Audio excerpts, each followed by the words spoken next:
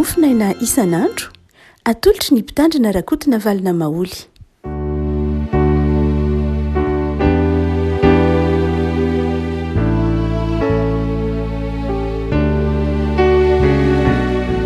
Mpivalinavana no era-banantsika hatratrety alarobia fa 4 ny volana janoary ity. Ny filazan'ny tsaramasina araka ny marika toko fahasivy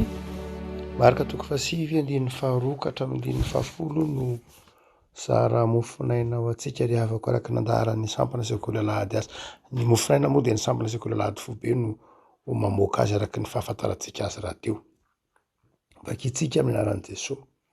Ary no ny afaka enemana Jesosy dia naka ny Petera sy Jakoba ary Jaona ka nitondra azy nitokana niakatra ao anaty tendrombohitra avo anankiray, dia niova tarehy teo anatreny izy ary ny fitafiny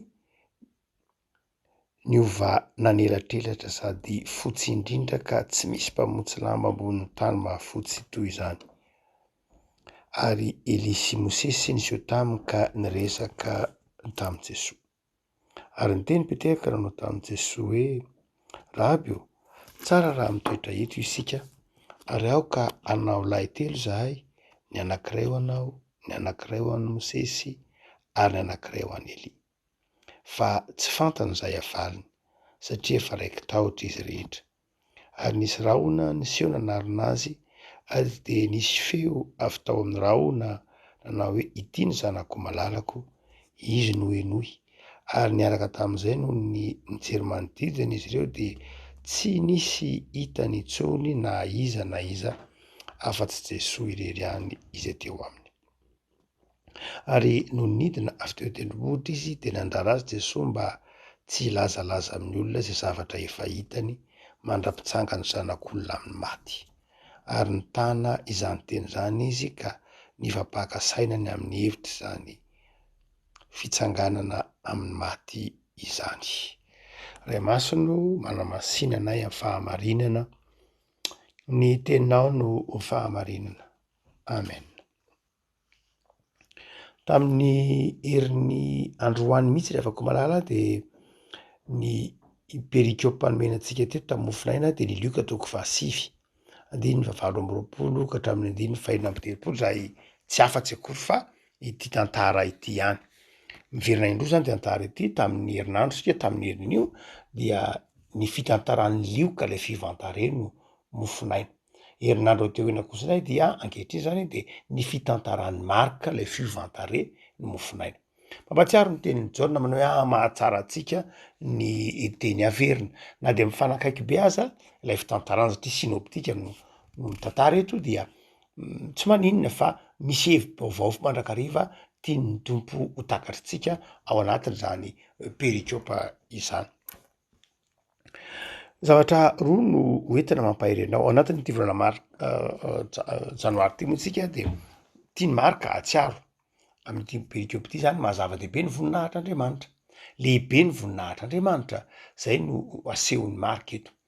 Lehibe ny voninahitr'Andriamanitra, lehibe ny voninahitr' Jesosy, ary izany voninahitr' Jesosy zany no hita ny mpianatra eto.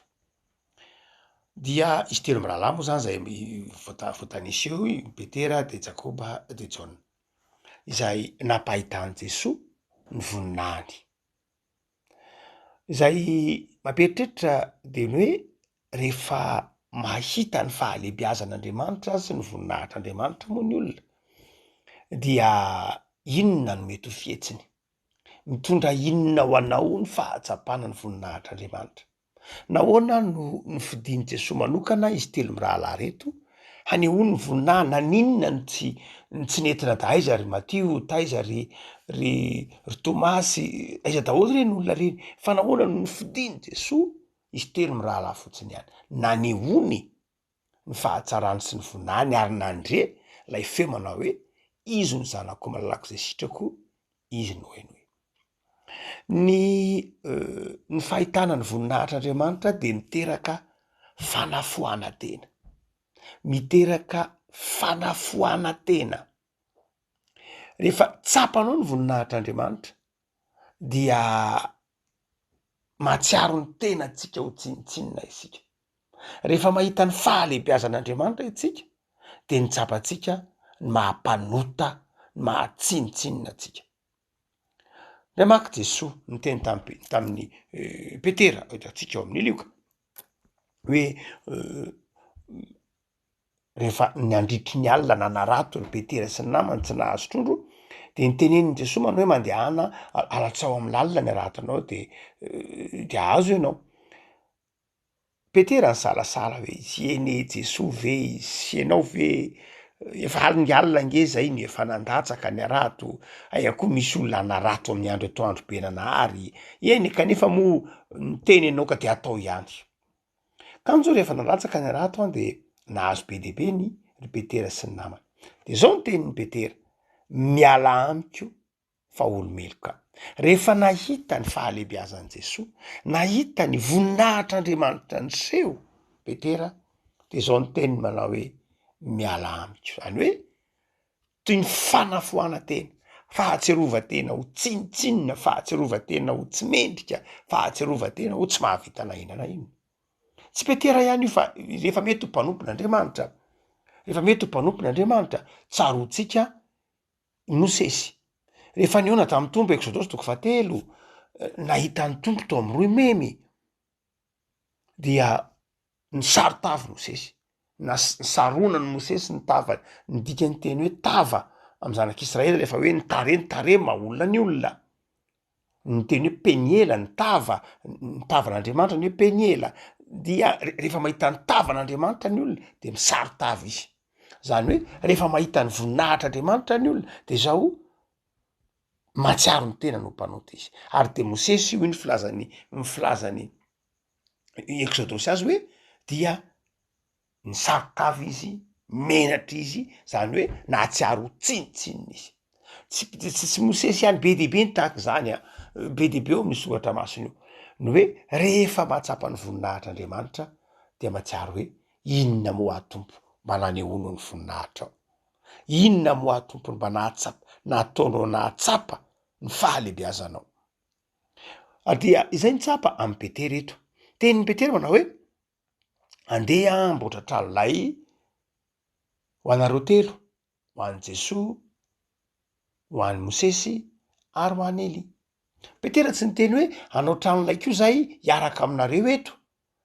Eo izy telo mirahalahy Jakoba sy Jaona ary Petera, fa tsy niteny Petera hoe andeha zay hanao tranolay enina eto ka telo anareo telo zany any hipetrahany ho an'ny Elia, ho an'ny Mosesy ary ho an'i Jesoa ary ny telo kosa ho anay telo mirahalahy. Fa rehefa nahita ny voninahitr'Andriamanitra Petera, nahita ny voninahitr' Jesoa, voninahitr'Andriamanitra atao amin'i Jesoa dia nifafany ny tenany. Tsy mendrika akory izy ny anana lay ilahatra amin'iza, amin'izy telo mirahalahy, amin'ny Mosesy sy Elia ary Jesoa. Nofoana ny tenany, tsy nieritreritra ny tenany intsony izy ho misy, fa izy manao hoe nareo telo lahy nanaovana tranolay. Tsy hoe adinony ihany ny tenany, fa zaho tena nana foana tena, tsy nanaiky akory, tsy nieritreritra ny lahatra akory amin'ny Jesoa ka hoe andeha hanao tranolay zay hiaraka amin'ny Jesoa. Ry havako malala, miteraka fanadinoana ny tenanao zay eo, fa miteraka fanafoana tena mihitsy. Tsy fanekenao ilahatra, tsy manaiky ilahatra amin'ny Jesoa. Mandeha hanao tranolay zay ho an'i Jesoa. Te hanao zavatra ho an'Andriamanitra. Ny olona rehefa mahita ny voninahitr'Andriamanitra de matsiaro tsinitsinina ka te hanao zavatra ho an'Andriamanitra, te hanompo indrindrindrindra aza mety ho adinony mihitsy koa aza ny tenany. Ho le mpanao fiteny anankiray mety ho adinonao mihitsy ny tenanao rehefa mahita ny voninahitr'Andriamanitra ianao, tsy tsaroanao intsony. Tsy tsaroanao intsony hoe tsy tsaroanao intsony zay zavatra ilainao. Tsy tsaroanao intsony hoe inona maika aminao, fa satrinao hanolotra, satrinao hanao zavatra ho an'Andriamanitra. Refako malala, ny olona matetika manindraindra ny voninahitr'olombelona de zao te hitsofoka ao anatiny ny voninahitr'olombelona iny izy, ary zay mahatonga ny fialonana. Satria mahatonga ny fialonana sy ny fifampialonana ao amin'ny fiarahamonina, satria ny voninahitr'olombelona no hita, ary voninahitr'olombelona io dia everitsika fa hananantsika koa accès na fahafahana miditra ao aminy. Asa mety mahita voninahitra, olona manam-boninahitra eo anivon'ny fiarahamonina ianao, mety mpitondra ve izy, mpanapaka ve izy, mpanambola ve izy, mpandraharaha ve izy, mety mahita an'izany voninahitra zany olona zany ianao amin'ny fiainana andavanandro. Ny olona anankiray mety mahita an'izany, ary rehefa mijery an'izany izy de zao ny zavatra tsapany hoe mpijerenana iny olona iny, de zao mieritreritra izy manao hoe ahoana moa iny olona iny no mahavita ka zany tsy havita, ahoana moa iny olona iny no tonga am'izany toerana zany ka zany tsy ho tonga. Tsy de ratsy loatra akory zay amin'ny lafiny anankiray, fa ny lafiny anankiray de zao manjary mieritreritra hoe iny ara mahavita ka zany tsy havita, de te hanana lay fidirana fitsofoana ao anatin'ilay voninahitra olombelona tahak'izay hita andavanandro, de manjary miteraka fifandonana, manjary miteraka fifaninanana, ary miteraka ady mihitsy aza indraindray. Fa izao rehefa ny voninahitr'Andriamanitra no hitanao de tsy manaiky ilahatra amin'Andriamanitra ianao, tahaka ny Petera hoe ahoana moa no ilaharako amin'i Jesosy, ahoana no ilaharako an'i Mosesy, ahoana no ilaharako amin'ny Elia, ireo olona ireo voninahitr'Andriamanitra. Noho zany de zao handeha hanao zavatra ho an'izany voninahitr'Andriamanitra zany, ary tsy hanaiky akory aza, tsy mendrika akory aza ilahatra. Hoy filazan'ny soratra masina hoe tsy mendrika akory aza hitsipona ny sombintsombin'ny latsaka avy amin'ny latabatra ao. Ira fataontsika moa na soratra masina fitenitsika amin'ny fotoana fandraisana fa zany ny tompo. Evako malala, efa nahita ny voninahitr'Andriamanitra tokoa ve moa isika teo amin'ny fiainantsika? Ny olona mahita ny voninahitr'Andriamanitra de tsy miady varotra amin'ny voninahitr'olombelona, fa manaiky apetraka Andriamanitra, hisalotra ny voninahitr'Andriamanitra. Fa omaly no omaly sika ny resaka manao hoe ny olombelona ankehitriny any de maika amin'ny voninahitr'olombelona fa tsy manao zava-dehibe ny voninahitr'Andriamanitra. Azay no faharoa hoe tena mampahirena aho. Ny tapany farany any de hoy Jesosy, aza Jesosy de nandrara ny mpianatra mba tsy hilaza amin'olona izay zavatra efa hitany mandra-pitsanga ny zanak'olona amin'ny maty.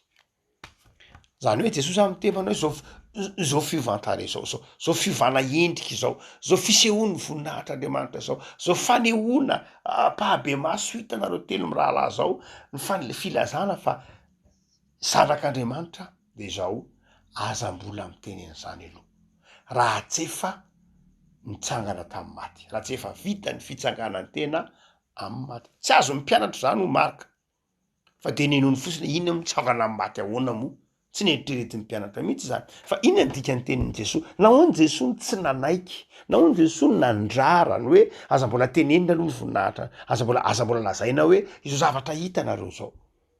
Satria raha mijery zany ny olombelona de mijery zany amin'ny voninahitr'olombelona. Mbola tsy tonga amin'ny fahatanterahany le famonjen'i Jesosy, ka manjary tapaka ilay taridalina tian'ny tompo takatry ny mpianatra. De izy manao hoe aleo vita tanteraka mihitsy ny famonjena, mitsangana amin'ny maty Jesosy, zay vao mitantara ny zavatra rehetra nareo. Fa raha izao ianareo no mitantara hoe iny olona hitanareo iny de zanak'Andriamanitra, de naheno feo zahay de izao tsy iny ny olona, satria fahagagana tapatapany, tsy mbola tonga am'le tena fahavitan'ny famonjena, ary indrindra tsy mbola tonga ny fanahy masina.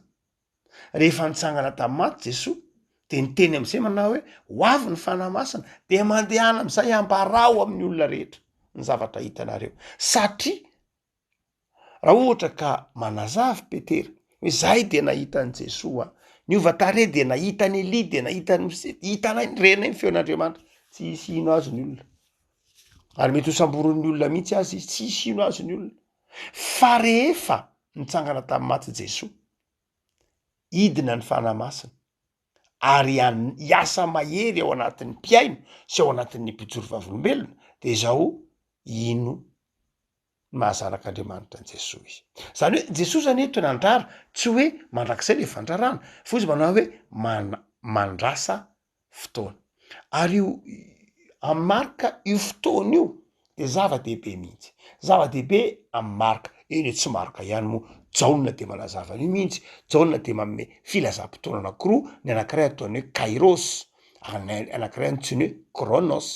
Kronos de le fotoana iainantsika io, nalaina avy amin'ny anaran'ilay dieu kronos eo amin'ny mythologie greka. Lay hoe kronos de Andriamanitra, de Andriamanitra fotoana. kronos de ohatra amy fito zao, amy sivy zao, amy roa zao, iny le kronos. Fa ny kairos kosa dia ao amy jauna de lay atao hoe opportunité na lay occasion, lay fotoana mety, lay fotoana fanararoatra ao anatin'le kronos io dia tsy ny fotoana rehetra akory mety ao anatin'ny kronos, fa ao anatin'io kronos io zany ao anatin'io fotoana mandeha io de misy kairos mitranga. Ary dia i jauna moa manazava an'zany, ny lioka marka zay tena mitanisa loatra an'izay fa asehony marka kosa fa zava-dehibe ny fizotra ny fotoana. Io Jesoa dia toy ny manana planning, manana fizotra hoe eto zao miainga avy any Galilia, miakatra any Jerosalema, ho tsaraina, ombona amin'ny hazo fijaliana, hitsangana amin'ny maty. Amin'ny marka dia misy an'zay ataontsika hoe zay trajectoire zay na zay lalan'i Jesoa zay, ka manaja an'zay marka, manaja an'zay Jesoa. Ny dikan'izay de zao, afatra ho antsika zava-dehibe ny fananana faharetana, zava-dehibe ny fanaovana zavatra amin'ny fotoana, zava-dehibe ny fanajana ny fizotry ny fotoana sy ny fandamina maro samy hafa. Ho an'ny olona zay mahatsapa ny voninahitr'Andriamanitra de zao olona mahay mampiasa ny fotoana, olona mahay manana fandaminana, tsy olona maika hita vokatra nefa koa tsy olona mitaredritra, tsy olona mitavozavoza. Ny olona mahita ny voninahitr'Andriamanitra de olona manana etaeta te hitoro ny filazantsara, saingy zao tsy tarihin'ny voninahitr'olombelona fa manaiky ho tarihin'ny fanahy masina. Raha ohatra ka maikamaika ny mpianatra ka nilaza ny fahitany zay nitranga atao tendrombohitra de zao maika hilaza ny voninahitr'olombelona izy. Jesoa angeka zao, Jesoa lay Jesoa olombelona fotsiny ihany ny vahotantarany, lay Jesoa izay Jesoa ara-tantara, ilay Jesoa historika zay no tantarainy. Raha ohatra ka raha ohatra ka avy hatrany de nitantara izy, fa tsy ilay Jesoa historika, tsy ilay Jesoa ara-tantara ny tiany Jesoa ho tantaraina, fa lay Jesoa nandresy ny fahafatesana, lay Jesoa velona, lay Jesoa nitsangana, zay ny tiany Jesoa ho takatry ny, zay ny tiany Jesoa ho ampitaitsika. Tsika zany raha mitoro ny filazantsara de tsy lay Jesoa historika, tsy lay Jesoa ara-tantara, tsy lay Jesoa lay hoe iny eny Jesoa nanao fahagagana, iny eny Jesoa nanao an'zao, tsy zay loatra ny tena zava-dehibe, fa ilay Jesoa nandresy ny fahafatesana, zay ny tena mahazanak'Andriamanitra azy. Ny mahazanak'Andriamanitra ny Jesoa tsy hoe izy mpanao fahagagana, izy nanasitrana ny boka, mety misy olona manasitrana ny boka, tsy izy nanapahiratra ny jamba, misy mampahiratra ny jamba, mety izy zany, fa zao tsy ho Jesoa mihitsy izy, fa tsy hitoviany Jesoa am'izay mety ho mpanao fahagagana rehetra de zao Jesoa nitsangana tamin'ny maty. Ny mahazanak'Andriamanitra ny Jesoa de izy nitsangana tamin'ny maty. Aza donotsika ny fanekempon'olay kapiteny tantarainy marka hoe raha vao nahitan'ny Jesoa nombona atao mihazo fijaliana lay kapiteny teniteny manao hoe tena zanak'Andriamanitra ity lehilahy ity. Zany hoe ny mahazanak'Andriamanitra ny Jesoa hoy marka de zao izy tô amin'ny hazo fijaliana. Tsy Jesoa nanao fahagagana, zava-dehibe ny fahagagana, zava-dehibe ny famantarana. Ary marka raha moa de tsy nitantara mihitsy ny fahaterahan'i Jesoa.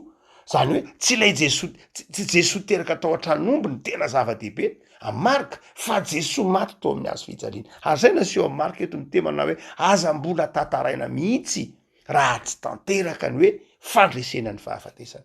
Rehefa koa malala mahita ny voninahitr'Andriamanitra ianao de mandehana ambarao ny voninahitr'Andriamanitra. Aza variana ny voninahitr'olombelona, aza variana ny voninahitra zao tontolo zao, zay mandalo ihany, mielina ihany. Fa meteza ho anao zay efa ampahitan'Andriamanitra ny voninahiny amin'ny fiainana isan'andro, eo amin'ny asa, eo amin'ny tokantrano, eo amin'ny firenena, eo amin'ny fiarahamonina de zao meteza ho ampiasain'ny tompo hanambara ny voninahitr'Andriamanitra, ary ny voninahitr'Andriamanitra tiany ho ambaranao de zao ny fandresen'ny fahafatesana. Zay karazam-pahafatesana mitranga am'izao andro ankehitriny zao efa resin'i Jesoa. Na fahafatesana inona io, na fahafatesana inona, misy karazam-pahafatesana raha teo tsy inona, tsy ny fahafatesana ataotsika hoe mort klinika ihany, fa ny fahafatesana ara-panahy, ny fahafatesana ny finoana, ny fahafatesana ny herim-po, ny fahafatesana maha olona. Zany dia efa resin'i Jesoa, te hanangana olona vaovao Jesoa. Tengany am'izao taona vaovao zao asehon'ny tompo aminao ny voninahy, ka hitory ny filazantsara sy ny fandresen'ny tompony fahafatesana ianao. Ivavaka sika. Tompo misaotra anao zahay fa ny voninahitra ao de manery anay hanafoana tena. Ny taona anay hanafoana tena. Hanafoana ny freareanay. Ny fahitana ny voninahitra ao de mampanadiny koa aza ny fisinay. Mihoatra noho zany ny fahatsapana ny voninahitra ao de mahatonga anay te hitory ny fandresenao ny fahafatesana. Te hitory ny Mahandriamanitra velona anao Jesosy. Tompo de indreto zahay mamakivaky ity taona vaovao ity. Da io Tompo ny taona anay. Ho taona anehoanao ny voninahitra. Ary azavera ny voninahitra ho malainy zahay. Fa tao amy hafana fo mandrakariva. Mivavaky zay Tompo. Ho an'ny tokantrano tsirairay. Mivavaky zay Tompo. Ho an'ny isam-batan'olona, ho an'ny malagasy ny eto, ny any ampitan-dranomasina, ny amorontsiraka, sotronay amin'ny mavaka ny malagasy rehetra. Mba hahita ny voninahitra ao amin'ity taona ity. Ataovy tsapany isam-batan'olona fa Andriamanitra azy anteherany ianao. Andriamanitra maniraka, Andriamanitra miasa amin'ny fomba nao Andriamanitra. De avaoziny tsirairay. Jereo ny tanindrazanay, jereo ny fiangonanao Tompo. Meherim-panahy amin'ny fitoriana filazantsara, mefahafozana fotoana, mefahafozana fananana, hoentina mitory ny filazantsaranay. Filazantsaranao eto amin'ity nosy malalanay ity. Mamindrafo aminay Tompo. Ary amasino zahay noho ny amin'i Jesosy Kristy zanakao. Terizo ny fanorantenanay homendrika anao Andriamanitra hatrany. Ary atao fitianao hatrany. Mihoatra noho ny zavatra rehetra izahay. Amin'ny anaran'i Jesosy Kristy mpamonjy. Amen.